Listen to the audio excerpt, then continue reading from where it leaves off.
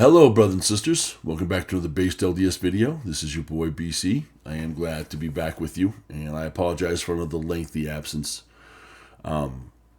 End of the school year is coming next week, and I had to find a summer job, and the summer job and school job have often overlapped, which meant I'm working like 15, 16, 17-hour days.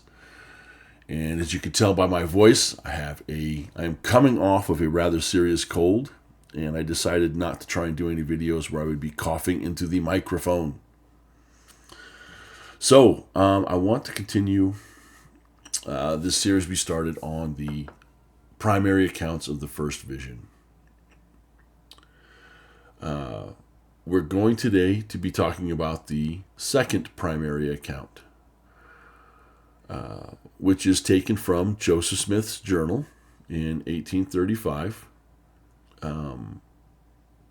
It was written into the journal by Warren Parrish, and then I think he again later updated it, made some corrections and editing.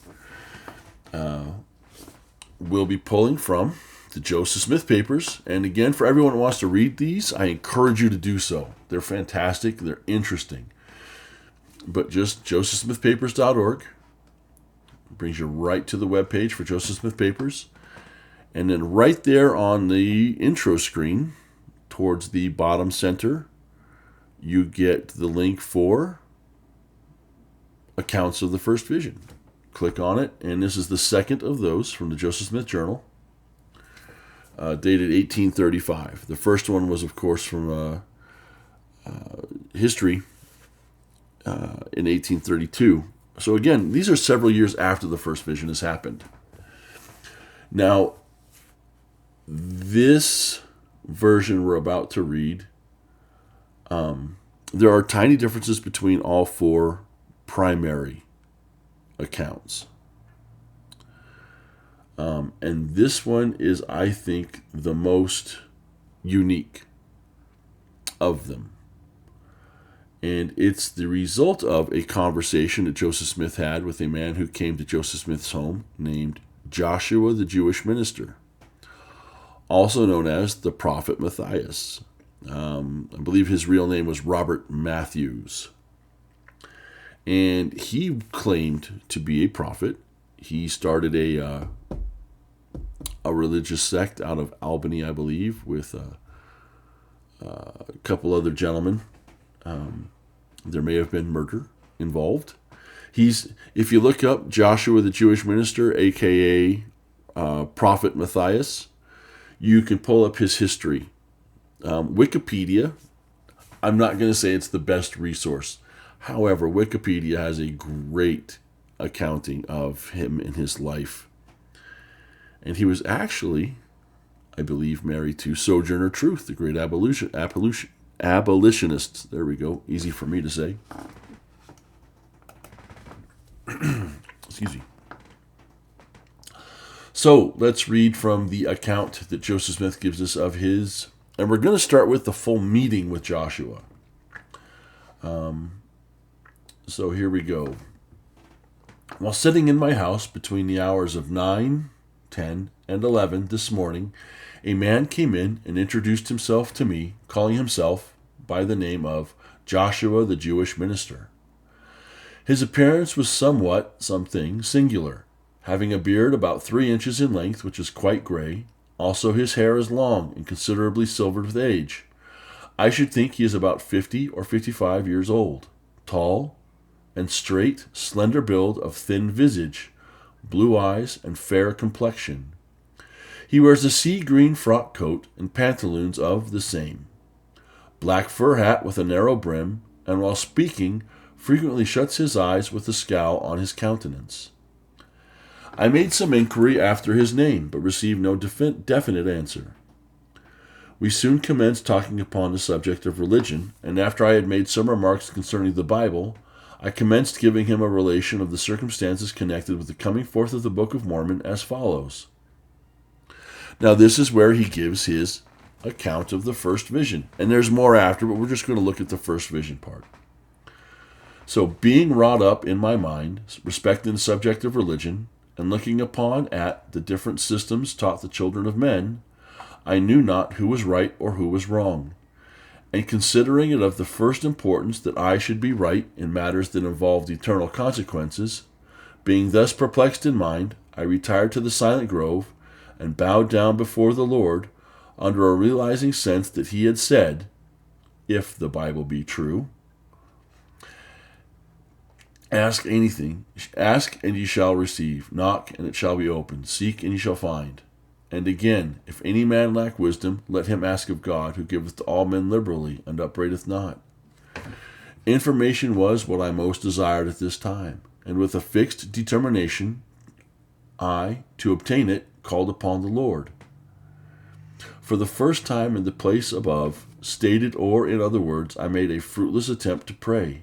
My tongue seemed to be swollen within my mouth, so that I could not utter. I heard a noise behind me, like some person walking towards me.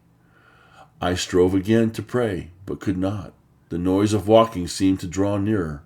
I sprung up on my feet, and looked around, but saw no person or thing that was calculated to produce the noise of walking. I kneeled again, my mouth was opened, and my tongue liberated, and I called on the Lord in mighty prayer. A pillar of fire appeared above my head. It presently rested down upon me and filled me with joy unspeakable. A personage appeared in the midst of this pillar, a flame which spread all around, and yet nothing consumed. Another personage soon appeared like unto the first. He said unto me, Thy sins are forgiven thee. He testified unto me that Jesus Christ is the Son of God. And I saw many angels in this vision. I was about 14 years old when I received this first communication. And then he starts telling of receiving the visit from Moroni years later. But brothers and sisters, we have a private one-on-one conversation. This is him. He's not giving us a word for word of what he told Joshua, the Jewish minister. He's just saying, this is what we talked about. This is what I said. Just the way you might tell someone what you talked about with someone else. You're not going to give a word for word. You don't need to. You're going to give a summary, condensed version. But he does give a great detail here, a great amount of detail as to what happened in the first vision. Matching up with the first account, he's concerned about the welfare of his soul. He wants to know where he stands with God. Now, he does not talk directly or explicitly about what church to join. He does not talk explicitly the way he did in the first vision, and this is what I really liked in the first account. But in the first account, he may talk of all of nature testified there was a God. He doesn't touch that here. And if I remember correctly, he doesn't touch that in the other two versions. I know he doesn't in the published account in our scriptures, which is one of the two others. But he does talk a little bit more here about the Bible, him feeling directed to pray because the Bible says, ask God. He takes the Bible literally here. He's trusting in the Bible. Well, the Bible says, then I can get an answer. And I think that's part of, as an adult, we're kind of skeptical. I think that's part of the miracle of the first vision, is that his youth lends him to not be so skeptical, so cynical. How many of you, just like me, you read something and you may be chuckling, well, that maybe they answered, or maybe that's not me, I could not. I do that all the time. I don't exercise my faith the way I probably should. I let my thinking and the world get in my head sometimes and stop me from exerting full faith as I probably should. That's part of the miracle of Joseph Smith. I think his youth served him well here. I think he's old enough to say, hey, what's going on with my soul? Where is God at? But he's not jaded enough by experience in the world to go, well, yeah, the Bible says ask God, but, God's not really going to answer. So we need to understand that's part of why I think he was so successful as a young man. And again, in the first account, he talks about that this was a 2 to 3 year journey for him. You don't get that feeling in these other 3 accounts. But in the first account, which I really like, the first account, he's around 12 when he begins to be concerned about what church to join, where he stands with God. And this is working on him for 2 to 3 years. You read these other 3 versions, the second, third, and fourth, and you just think, yeah, he's reading the Bible, he's thinking about it, and one day he decides to pray. I think Joseph put a bit more work into this than that. But you do get his wrestle with the adversary. Again, not in the most great detail, but he lets you know. There was something out there to stop me from praying. Break my concentration, break my will, frighten me. He doesn't go into detail about what he felt or saw. Just, I tried to pray and there were distractions. Then he talks about the fire, which in the first and then third, I think fourth, he says in the first one it's fire, and then he changes that to glory. I think that's with a consideration over time, that editorial change. But in the third and fourth, it's glory, light. And you get the intent, you understand that as he's seeing this pillar descend, he's so convinced it's fire that it should be burning the trees. And he says, yet nothing consumed. I think that's a brilliant addition. I think that's a brilliant detail. Because he's letting you know how immense and overwhelming this is. And he expects to see things, the fire consuming things. I'm out here in the Black Hills. They run contained fires all the time. I watched them burn out a marsh next to the golf course.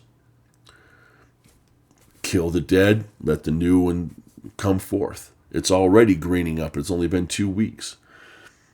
But you can hear the fire. You can watch it just eat everything up that's in its path. And he's expecting to see that. And nothing happens. But it's a brilliant display. Brilliant display. Just watching a fire safely from a distance. But he's watching this come down on him. And he's watching nothing consumed, but there is a brightness. I love the detail. And then he talks. Now, in the first one, he doesn't say there's 2 personages. Here he does. This is the first intimation that there were two personages he saw. And that after he heard from them, there were many angels. This was not a 5 or 10 minute visit from the Father. This was 5 or 10 minutes from the Father and Christ, and then he received instruction from angels. And I can only wonder at who would have been allowed to come, to be there. The things Joseph must have seen and heard. And again, let's keep in mind, these are the first written accounts of the first vision. After this vision, he's talked to people, his family, the people who inspired him to go and seek knowledge. He's sharing his experience with anyone who will hear, who might accept. And he's getting pushback. We know, what I like is, historically, as far as I'm aware, they might talk about the discrepancies between the first 4 written accounts.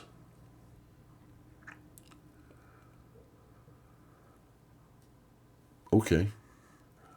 But I've never heard anyone come out and say, well, Joseph told me he saw this. For the most part, people that he's spoken to don't come out and say anything against Joseph on how what he told them as a 15, 16, 17, 18-year-old boy or a 19, 20-year-old man, and how those vary from the written accounts. You don't get that. This is why I think Joseph tends to be consistent in his vision. And this is why you're going to get differences between the accounts. But look, there is nothing here that would convince anyone that Joseph Smith is a liar or a fraud or developing the story as he goes along. I'm going to say this in this video. I said it in the last video, and I will say it in the upcoming videos.